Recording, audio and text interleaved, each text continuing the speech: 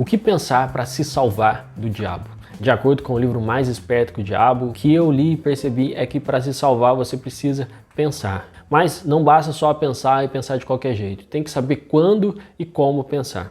Porque em determinados momentos, se você não souber pensar, isso pode te deixar vulnerável.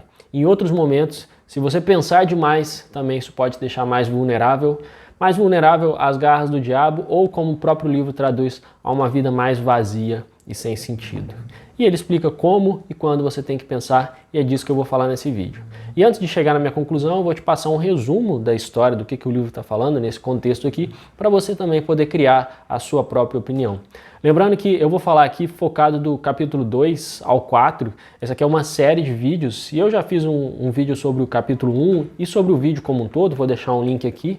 E caso você queira também ser informado sobre os próximos vídeos que vêm por aí, sobre os outros capítulos, é só você se inscrever no canal e ativar o sininho, que nem essa imagem que está aqui embaixo. Agora, indo direto para o resumo, vou falar primeiro da parte do capítulo 1 mais rapidamente, depois eu detalho do 2 ao 4. No capítulo 1, ele fala assim que no começo, quando ele era jovem, ele queria fazer uma pesquisa sobre como eram as pessoas de sucesso, para fazer tal como se fosse uma ciência do sucesso. Ele estudou as pessoas de sucesso e as pessoas de fracasso, virou um palestrante famoso em relação a esse assunto, como ter sucesso na vida, porém, em determinado momento, ele tem um problema emocional na vida dele. Eu não vou detalhar aqui qual que é o problema emocional. O fato é que ele começou a ficar com muita vergonha de ter aquele problema. Não vergonha para os outros, mas vergonha para si mesmo.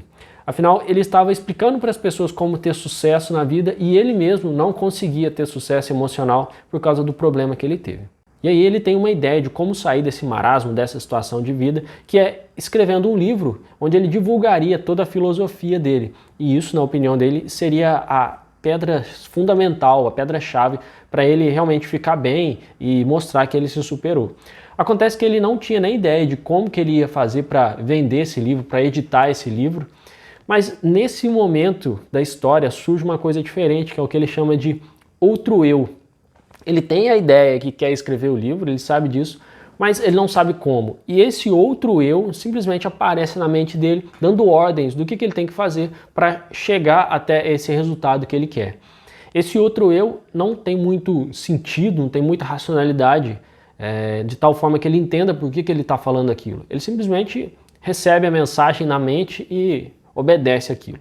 Então esse outro eu fala para ele ir para uma outra cidade, fala para ele se hospedar num hotel de luxo, e chega um momento que ele se hospedou no hotel de luxo, pegou dinheiro emprestado para ir para esse hotel de luxo, entrou no quarto e está simplesmente aguardando lembrar de uma pessoa que possa ajudá-lo naquela cidade que ele estava, que no caso era no lugar da Filadélfia.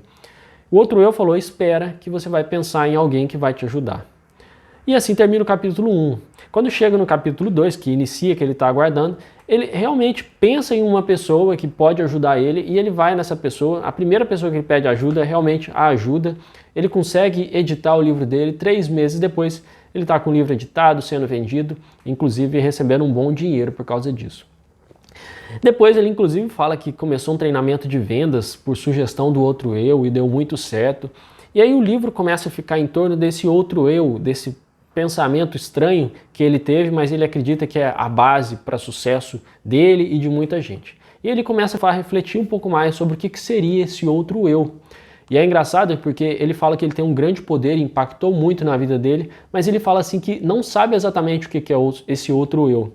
Mas ele sabe sim que isso é algo diferente da razão. Olha a frase que ele coloca, ele fala assim, ó: repito que não sei exatamente o que é esse outro eu, mas sei o suficiente para me apoiar nele com um espírito de absoluta fé em tempos de necessidade, quando a minha razão parece inadequada para suprir as minhas necessidades. Quer dizer, ele não sabia exatamente o que era esse outro eu, mas tinha claro para ele que não era a própria razão. Então era algo que quando não tivesse a razão, ou seja, não tivesse o pensamento, quando o pensamento dele, o raciocínio não fosse suficiente, aquele outro eu iria cobrir. Isso me lembrou muito, para quem já leu, aquele livro famoso da Rhonda Byrne, O Segredo. Ele falava muito disso, de você ter um pensamento e não precisa entender tudo, como que aquilo funciona, como esse pensamento vai trabalhar para trazer um retorno que você precisa.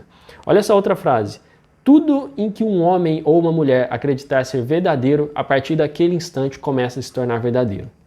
Ou seja, Ele começa a mostrar que é como se fosse um poder latente que as pessoas têm, que você consegue tornar verdadeiro, tornar-se poderoso quando utiliza esse outro eu.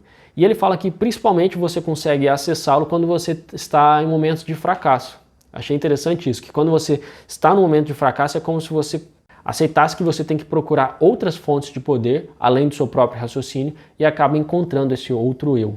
Ele fala muito desse outro eu, ele fala que esse é um poder que pode te dar tudo, ele realmente começa a enaltecer isso. Ele fala inclusive o seguinte, com o outro eu, você é capaz de toda coisa material, felicidade e paz que precise. Ele fala inclusive que o problema de dinheiro do mundo poderia ser muito facilmente resolvido se as pessoas utilizassem esse outro eu. Para mim, quando ele fala desse outro eu, o que eu penso é que assim, é como se fosse uma aceitação que o raciocínio, o pensamento não é a única força que a gente tem. Podem existir outras forças, como por exemplo, o próprio emocional, o instinto e outras que a gente desconhece. E o fato de desconhecer não significa que ele não possa ser utilizado. O fato de a gente desconhecer não significa que ele não existe. Eu acredito sim que podem ter outras forças que multiplicam o nosso poder de pensar. Mas olha só que interessante, isso não significa que a gente não tenha que pensar. Ele é um poder multiplicador do que você pensa, que talvez seja difícil de entender, o autor não conseguiu explicar, nem por causa disso não existe, mas você precisa de ter uma base, um início, que é o próprio pensamento, para aí sim multiplicar o poder desse pensamento. E é muito interessante porque no capítulo 3 e 4 ele já começa a falar de uma coisa muito diferente, que é uma entrevista aparentemente fictícia que uma pessoa tem com o diabo. E nessa entrevista ele vai focar principalmente a importância de você pensar. Eu vou explicar para vocês. É bem diferente do que aconteceu desse outro eu, que ele não pensava. Na entrevista com o diabo fica muito explícito que você só vai se livrar do diabo se você pensar. Vou explicar para vocês que fica mais fácil vocês mesmos criarem a sua opinião. Começa assim que ele primeiro explica que essa realidade ou não da entrevista é um mistério e que a gente não tem que dar muita atenção para isso, mas de toda forma, conta-se que é um ser humano que entrou na consciência do diabo e de alguma forma começou a fazer perguntas para o diabo. Lá no início o diabo não queria muito responder não, mas acaba aceitando. É interessante que logo no começo ele fala assim que quer ser chamado de Vossa Majestade, porque ele fala assim que controla 98% da mente das pessoas, mesmo não tendo um corpo físico, mesmo sendo simplesmente uma energia que vive na mente das pessoas e principalmente nas pessoas que têm medo dele. E aí ele começa a focar muito essa parte do medo e explica que ele entra na mente das pessoas quando ele utiliza o espaço que não é utilizado. E aí esse espaço não utilizado tem muito a ver com o medo e o pensamento, porque ele fala assim que quando a pessoa tem medo, principalmente da pobreza e da morte, ela começa a perder sua capacidade de raciocinar, essa capacidade de refletir, ele fala a capacidade de pensar. Quem não pensa, deixa espaço vazio e aí se torna oficina do diabo. E além de não pensar, todas as pessoas, todos os problemas que levam as pessoas a não pensarem são assim diabólicos, como a doença, o cigarro, os professores que não ensinam as pessoas a refletirem por si só. E tem um outro ponto também que eu achei meio estranho, que ele fala que a pobreza seria um momento que a pessoa não pensa. E todas as pessoas ricas, inclusive, seriam pessoas que pensam. Eu achei meio estranho isso, porque eu acredito que, isso agora da minha opinião falando, que tem situações que as pessoas têm alguma oportunidade da vida de ganhar dinheiro e isso não significa exatamente que ela pensou. Mas sim, a pobreza extrema de alguma maneira faz com que a pessoa foque nos seus instintos de sobrevivência e dificulta para ela a refletir e a pensar. Mas no capítulo 4, ele vai detalhar não só que você tem que pensar, mas como pensar. E aí que eu achei bem interessante, que ele vai focar na alienação. E alienar-se seria não quando você não pensa, mas quando você não pensa uma opinião que seja sua própria. Quer dizer, você pode até definir uma opinião, defender uma opinião, ter argumentos e ser questionador e tudo mais, mas se no fim das contas você não refletir sobre aquilo que você está falando, por mais que você tenha uma opinião, aquilo representa uma alienação. Isso eu achei bem interessante, ou seja, não basta simplesmente você pensar, tem que refletir. Aquela opinião tem que ser de alguma forma sua. Ele inclusive vai falar que vários pensadores que trouxeram questionamentos à humanidade são muito grandes inimigos do diabo. E aí tem vários hábitos que vão dificultar a pessoa a refletir e são tais como armas do diabo, como a procrastinação. Ele vai falar de casamento sem plano. Se a pessoa casa por casar, na verdade ela está montando um ninho para que o diabo entre na vida dela. Se ela trabalhar também sem propósito, se ela gastar sem ficar pensando para quê, se ela for pessimista, sem refletir muito sobre aquilo.